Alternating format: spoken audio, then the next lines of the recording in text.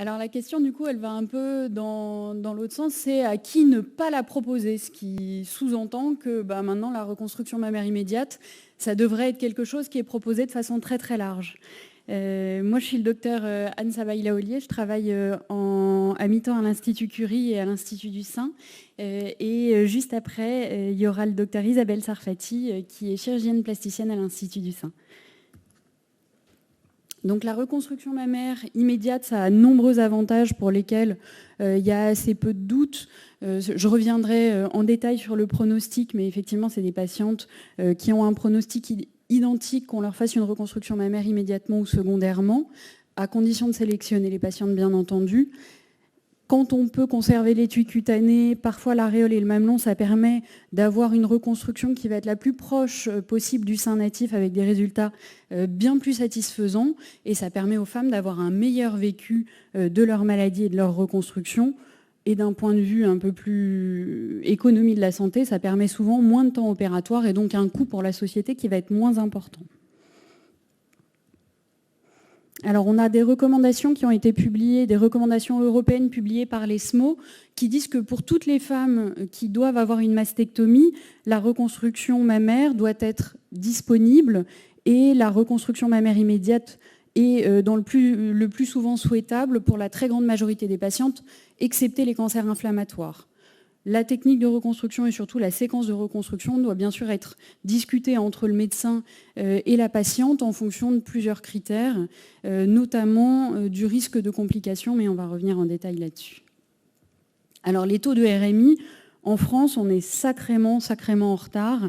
Alors ça, c'est des chiffres qui sont assez anciens, je vous l'accorde, ils ont une dizaine d'années quasiment. Donc ça a augmenté, mais ça a augmenté dans tous les pays. Et là, je voulais faire une comparaison entre la France et les pays anglo-saxons. Il y a une dizaine d'années, en France, on était seulement à 18% de reconstruction, alors qu'en Angleterre, ils étaient légèrement plus élevés à 22%, et aux États-Unis, quasiment la moitié des patientes reconstruites. Maintenant, ça a augmenté de façon très importante, et de façon paradoxalement plus importante dans les pays anglo-saxons qu'en France, où on a un petit peu de retard. Là, je vous ai mis la carte de 2012 parce qu'on n'a pas de carte plus récente, mais qui montre qu'en France, il y a quand même une hétérogénéité hyper importante en fonction de la région dans laquelle on vit, parce qu'il y a une accessibilité à la chirurgie qui est différente, à la chirurgie avec des médecins reconstructeurs qui est différente. Et souvent, il y a aussi une question de délai. Quand on vit dans une région où il n'y a pas de médecin reconstructeur et qu'on a un cancer infiltrant, parfois, ça peut être complexe d'aller dans une autre région pour se faire opérer. Et il y a une notion de temps qui est importante. Alors, la première question qui se pose, sur laquelle on a énormément de réponses, c'est la sécurité oncologique de la reconstruction mammaire immédiate. C'est-à-dire, est-ce que je fais prendre un risque à une patiente au niveau de sa survie si jamais je fais une reconstruction mammaire immédiate? Là, bien sûr, ça ne concerne que les cancers infiltrants. Je reviendrai un tout petit peu plus tard sur les autres cas. Sur les cancers infiltrants, donc, on a une méta-analyse qui porte sur 140 000 patientes, ce qui nous fait un effectif extrêmement important et qui nous montre qu'on n'a pas de différence sur les survies locales, enfin sur les récidives locales, ni sur la survie sans récidive, ni sur la survie globale. Je vous ai montré le forest plot avec les différentes études qui nous montrent. On a vraiment beaucoup d'études sur le sujet qui sont toutes... qui sont globalement quand même assez homogènes et qui nous montrent que c'est sécuritaire de faire une reconstruction mammaire immédiate.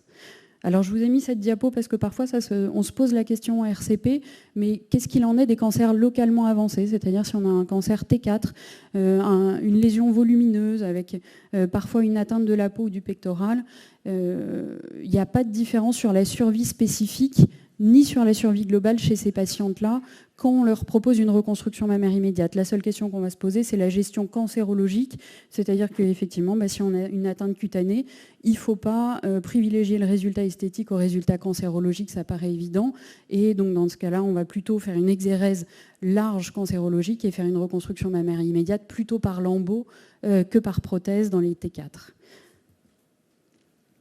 Alors la question qui se pose, c'est conserver l'étui cutané et l'aréole et le mamelon, parce que forcément, si on veut avoir un résultat, un des objectifs de la reconstruction mammaire immédiate, c'est de pouvoir garder la peau et éventuellement l'aréole et le mamelon pour être le plus proche possible du sein natif.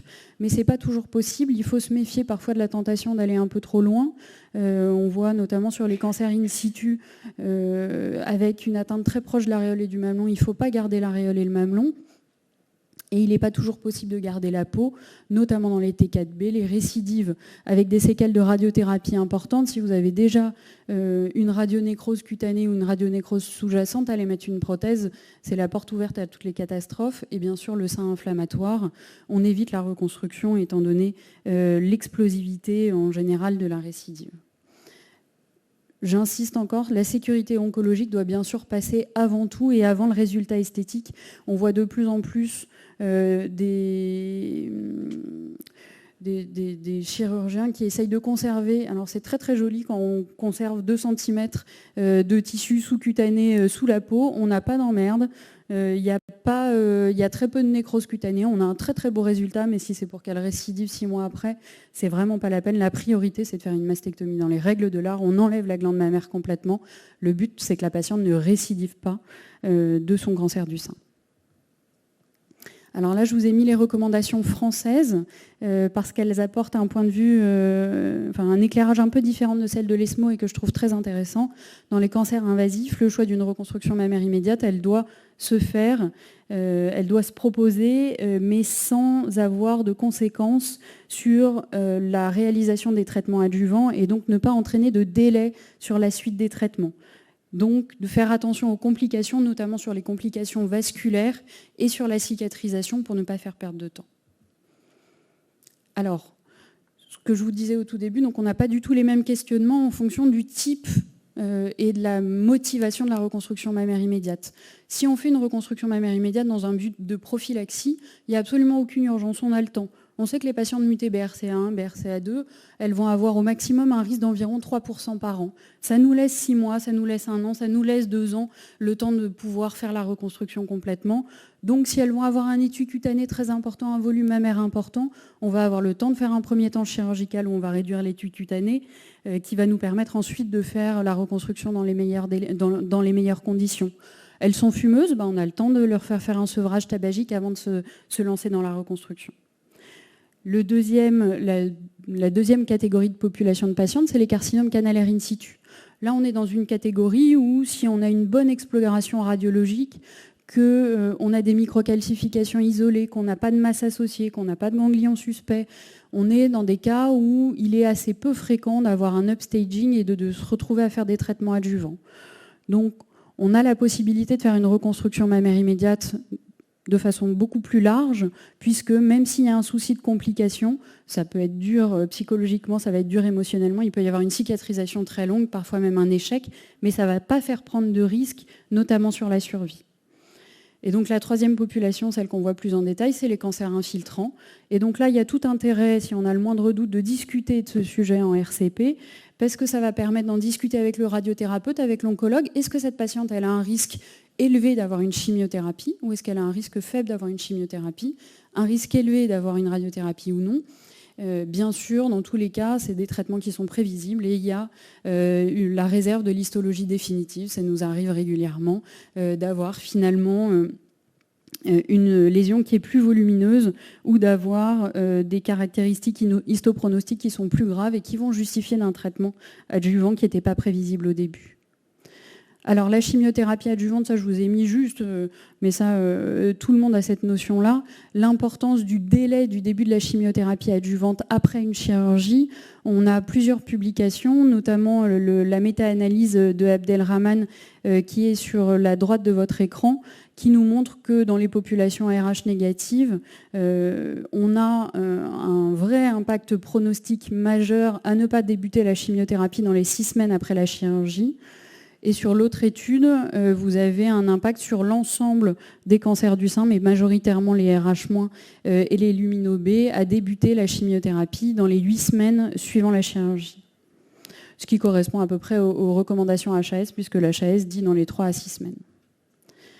Donc le début des traitements adjuvants chez les patientes ayant une reconstruction mammaire immédiate. Donc on a une étude anglaise qui est très intéressante, qui est IBRA2, qui avait étudié 2540 patientes ayant une mastectomie en 2016 sur 6 mois dans 76 centres britanniques. Donc c'est vraiment toute la population ayant une mastectomie. il y avait 40% de reconstruction mammaire immédiate, donc c'est des chiffres beaucoup plus importants qu'en France, 26% d'implants, 9% de lambeaux, et il y avait à peu près la moitié des patientes qui avaient un traitement adjuvant. Quand je parle de traitement adjuvant, c'est hors hormonothérapie ici. Et sur l'ensemble de ces patientes, il n'y avait pas, alors c'est des patientes bien sûr sélectionnées, il n'y a pas la même population qui va avoir pas de reconstruction, un implant ou un lambeau, mais sur cette population choisie, donc, il n'y a pas de différence cliniquement significative sur le début des traitements adjuvants quand on a une reconstruction mammaire immédiate, puisqu'on a 52 jours pour une mastectomie simple et 57 jours pour une reconstruction par lambeau libre, qui est la population qui va débuter le plus tard le traitement.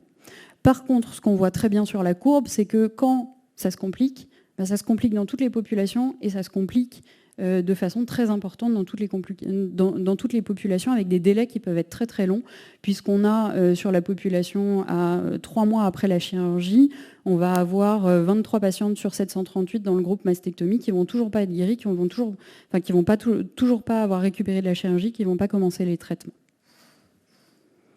Bien sûr, le docteur Sarfati reviendra juste après sur les patientes qui se compliquent et donc qui ne pas reconstruire du fait de ces complications. Alors là, je vous ai remis une diapo juste sur les différents traitements. Est-ce que ça a un impact sur la reconstruction? La chimiothérapie néoadjuvante peut être faite sans aucun risque chez des patientes chez qui on veut faire une reconstruction mammaire immédiate. Ça n'augmente pas le risque de complications, ça n'augmente pas le délai de début des traitements adjuvants et par contre, il y a un peu plus de risque d'échec de la reconstruction mammaire par implant. La radiothérapie post-opératoire, donc on a la publication de l'Estro qui nous dit qu'il n'y a absolument aucun risque et aucun problème oncologique à faire de la radiothérapie. Les résultats ne sont pas impactés par la reconstruction mammaire immédiate, et ça, quelle que soit la technique de reconstruction mammaire utilisée. Après, l'impact de la radiothérapie, la radiothérapie va avoir un impact cosmétique, c'est-à-dire qu'il va détériorer le résultat de la reconstruction mammaire. Mais ça, c'est des choses qu'on arrive très bien à gérer, notamment avec le lipofilling. Donc ça ne justifie pas en soi, si on a besoin de radiothérapie, de ne pas faire une reconstruction mammaire. Alors la dernière question qui se pose sur les traitements, c'est quid de la séquence inversée. Donc une séquence inversée, c'est on commence par la chimiothérapie, puis on fait de la radiothérapie, et ensuite on fait la chirurgie plutôt par lambeau libre 6 semaines après la fin de la radiothérapie. Ça a quelques avantages, donc il n'y a aucun retard à l'initiation des traitements puisqu'on commence par les traitements adjuvants. Ça augmente le temps de réflexion, ça permet un sevrage tabagique si la patiente est fumeuse, ça nous permet de ne pas irradier un lambeau et le taux de complication est globalement similaire. Enfin, le taux de complication est similaire. L'inconvénient, et c'est de plus en plus le cas, c'est qu'on n'a pas la réponse, l'information histologique sur la réponse à la chimiothérapie, ce qui commence à devenir très problématique pour un grand nombre de populations, notamment les triples négatifs et les HER2 amplifiés.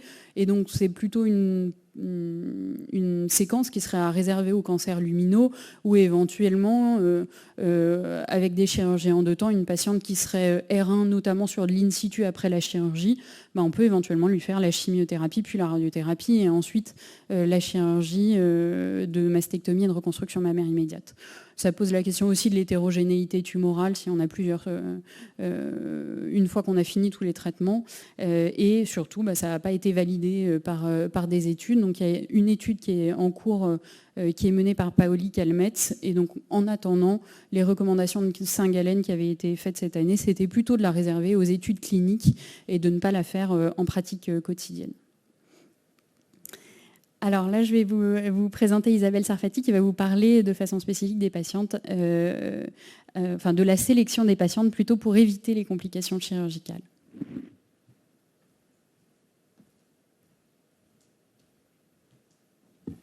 Bonjour, je suis plasticienne, je suis très fière d'être parmi vous ce soir et je remercie Jean-Philippe Spano de m'avoir invité.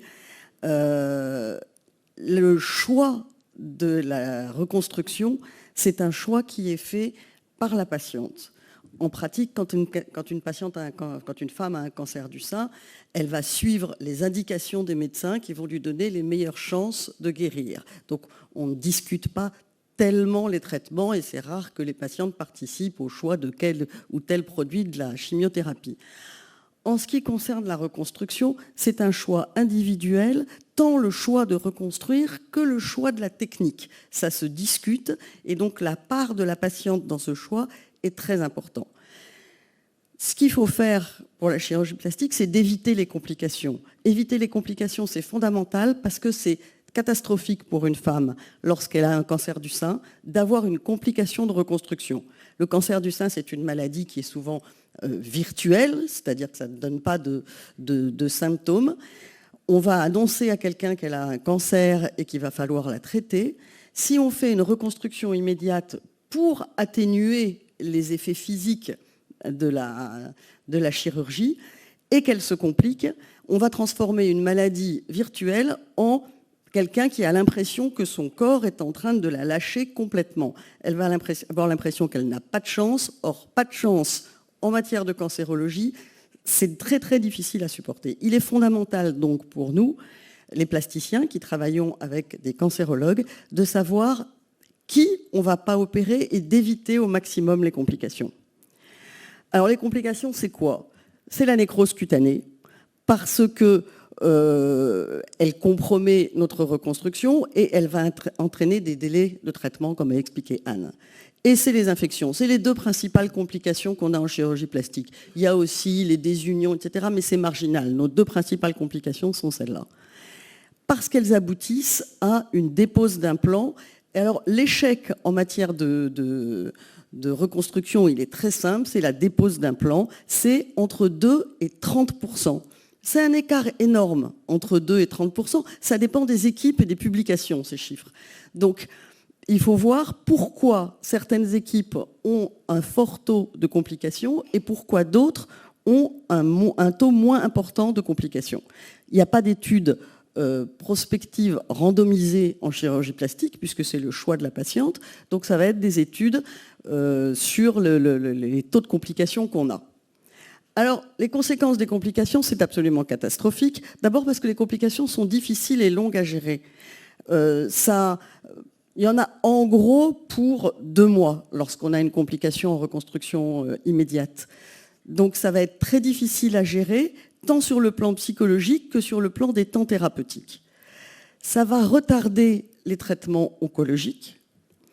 Il va y avoir un retentissement physique et psychique très lourd.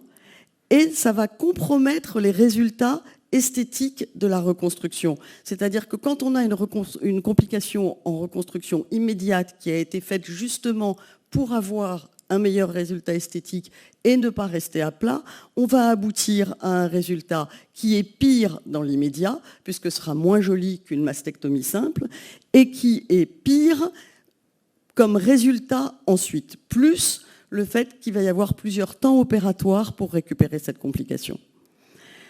C'est quoi les causes des complications? En gros, il y a 4 champs.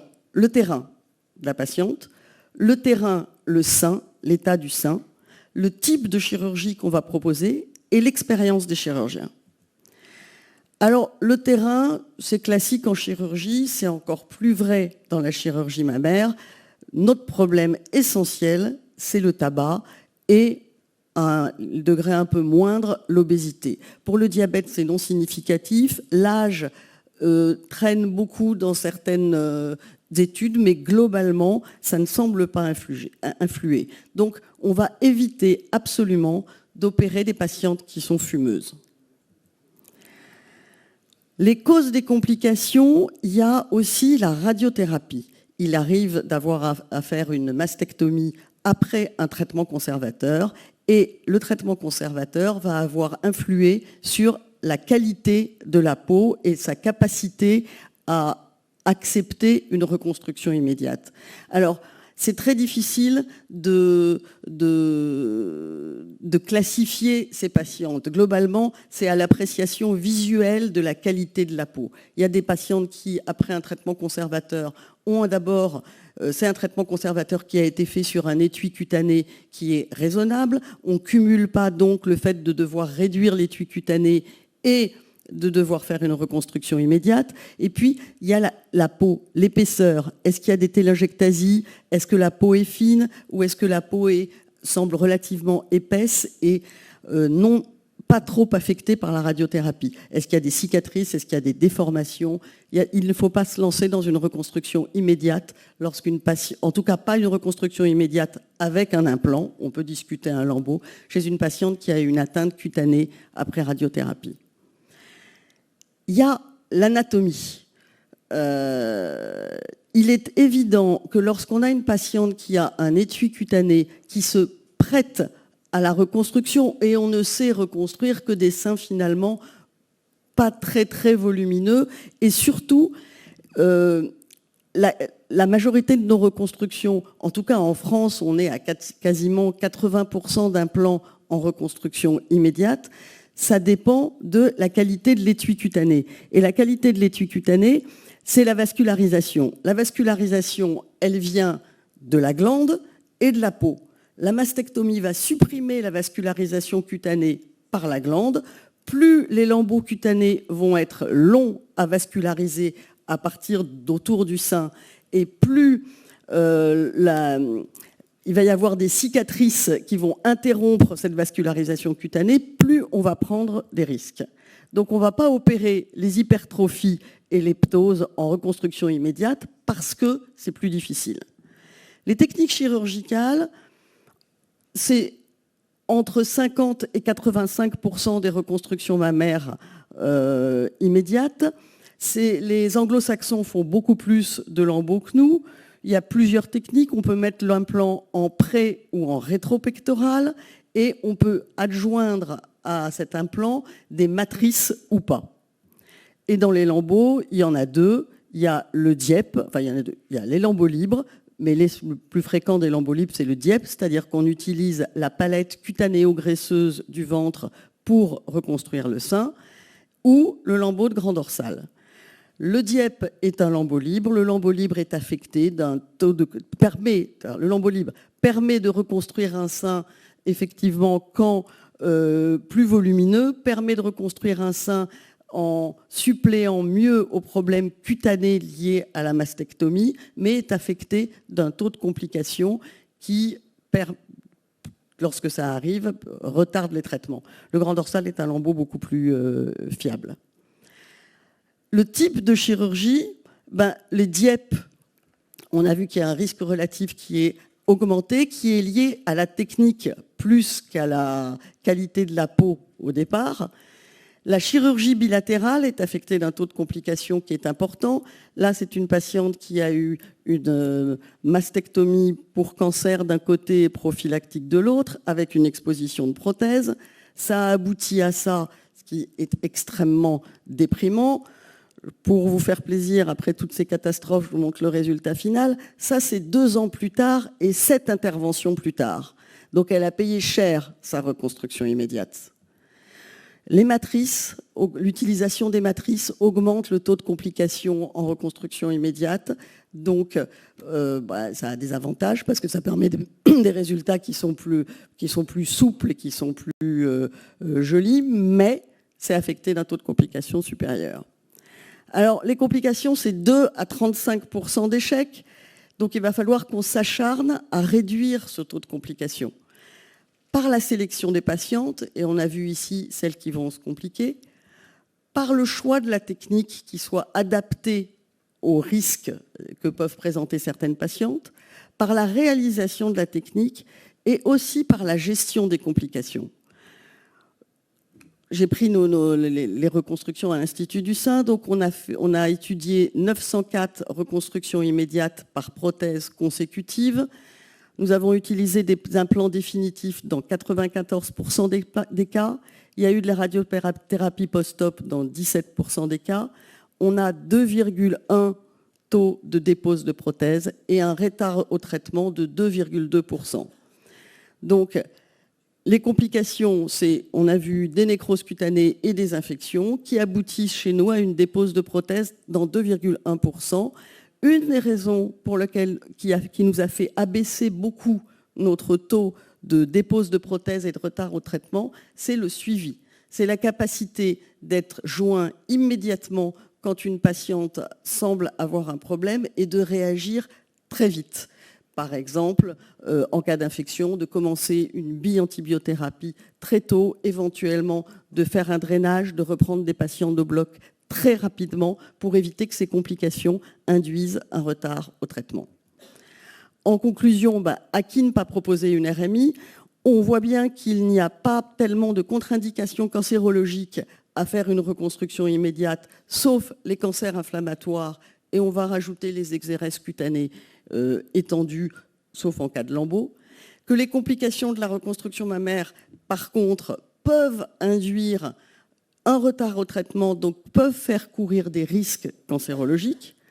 Que la sélection des patientes, le choix de la technique et je dirais le professionnalisme et le dévouement des chirurgiens est essentiel pour effondrer le taux de complications.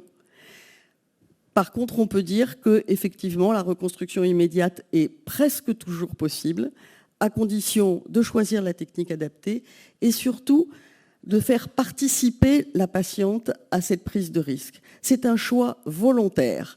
Donc, il faut que la patiente comprenne à quoi elle s'engage et soit extrêmement proactive dans cette reconstruction et qu'elle ne soit pas imposée à tout le monde qui ne puisse pas soutenir ce risque et comprendre que c'est elle qui s'y engage avec nous.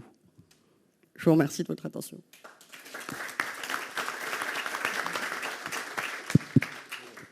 Merci beaucoup pour cette très belle présentation en duo et qui, je trouve, est très claire et nous permet d'avoir un vrai panel de ce qui se fait actuellement. J'étais très intéressée par vos chiffres et je trouve que c'est toujours très chouette de terminer par montrer ce qu'on fait.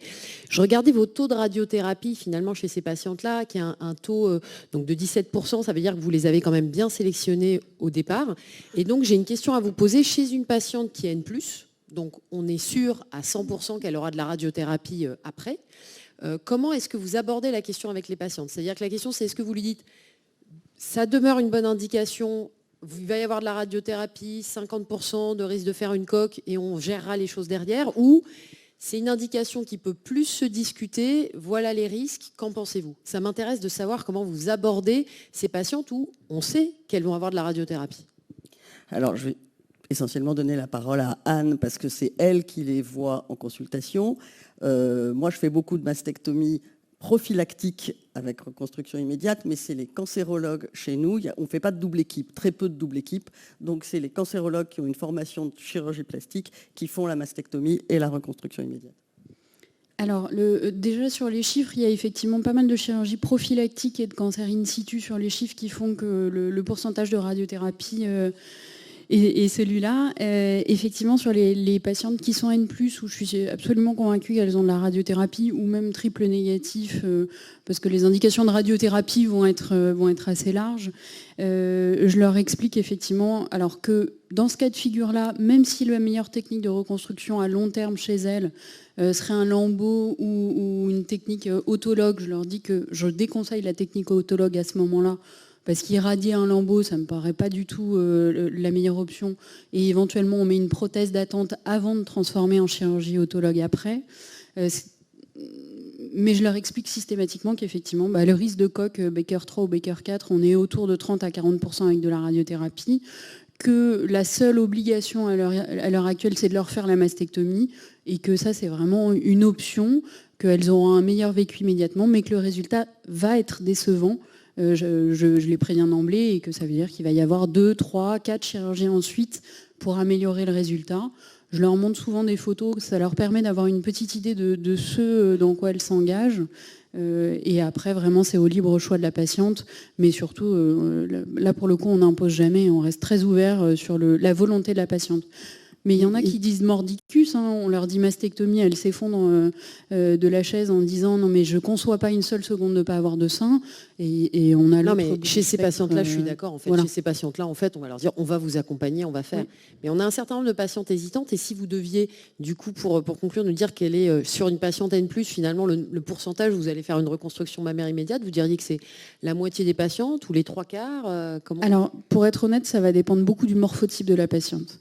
J'ai une patiente qui vient, qui a un bonnet B, qui fume pas, où je sais que je vais avoir très peu d'ennuis, je vais la reconstruire.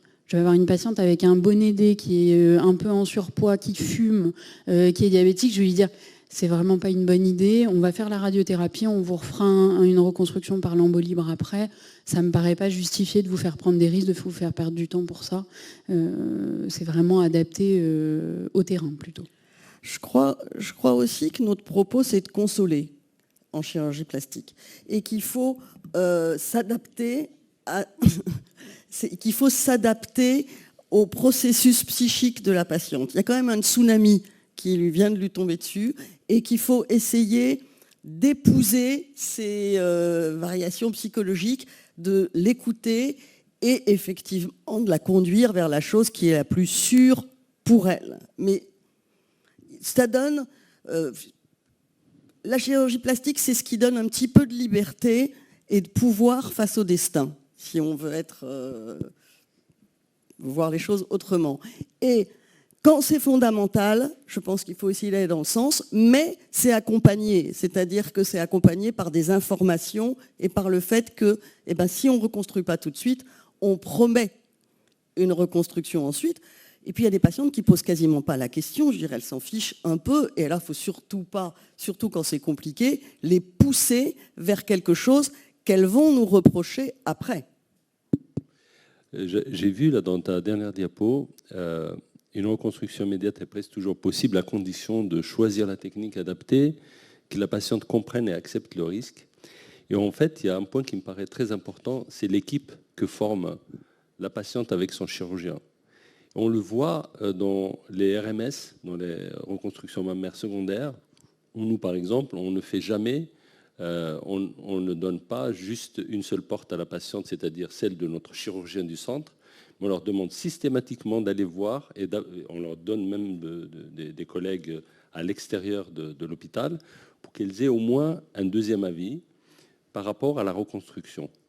Et on voit bien que ce choix, en fait, joue beaucoup sur le choix de la patiente, en fait, par quel chirurgien elle va être opérée, avec qui elle a le feeling, qui est la confiance. Il y a plein de paramètres comme ça qu'on n'explique pas, qui permettent de faire cette équipe patient-chirurgien pour la reconstruction et surtout pour l'image corporelle. Et du coup, en reconstruction mammaire immédiate, c'est très compliqué, c'est difficile. Donc, est-ce qu'il y a, par exemple, des études ou des approches dans lesquelles on pourrait imaginer que finalement, ce n'est pas toujours le chirurgien qui reçoit la première fois ou qui est en RCP ce jour-là qui va opérer, mais qu'il ait au moins deux discours, deux contacts avec deux chirurgiens différents pour sa reconstruction. Parce qu'il est clairement que le fait d'imposer cette démarche uniquement unique pose problème par rapport au choix de la patiente. Et du coup, elle est toujours avec le chirurgien à qui on l'a confié. Alors que pour les secondaires, on le voit très bien, dans 50% des cas, elle dit non, mais je préfère quand même partir avec et me faire la reconstruction à l'extérieur. Et puis nous, on dit OK, pas de problème. Réponse courte. Je suis doublement d'accord avec vous. Je pense que le couple thérapeutique, c'est quelque chose de fondamental. À qui on tient la main quand on traverse quelque chose. Et deuxièmement, le deuxième avis permet d'entendre les choses différemment parce que deux chirurgiens vont donner deux éclairages de la même chose autrement, utiliser d'autres mots, et ça va capaciter la personne à réfléchir elle-même à ce qu'elle veut. Donc je suis d'accord avec vous, mais on est tenu par le temps en immédiate. Une question. Oui, bonjour, merci. C'était juste pour ajouter un petit détail, parce que je pense qu'il y a une information qui n'est pas forcément donnée aussi. Il y a des patientes qui peuvent être bonnet B et non fumeuses, à qui aussi on n'explique pas forcément que d'irradier des fois en fait une prothèse par exemple qui va être très verticalisée où on perd l'obliquité naturelle, ça va, du côté gauche, ça peut augmenter l'irradiation cardiaque, ça peut augmenter l'irradiation contralatérale et ça peut avoir des impacts sur le long terme qui font que, ok, il y a le côté esthétique, mais il n'y a pas que le risque de coque, on doit anticiper aussi la suite pour cette patiente et il n'y a pas que les événements oncologiques, voilà.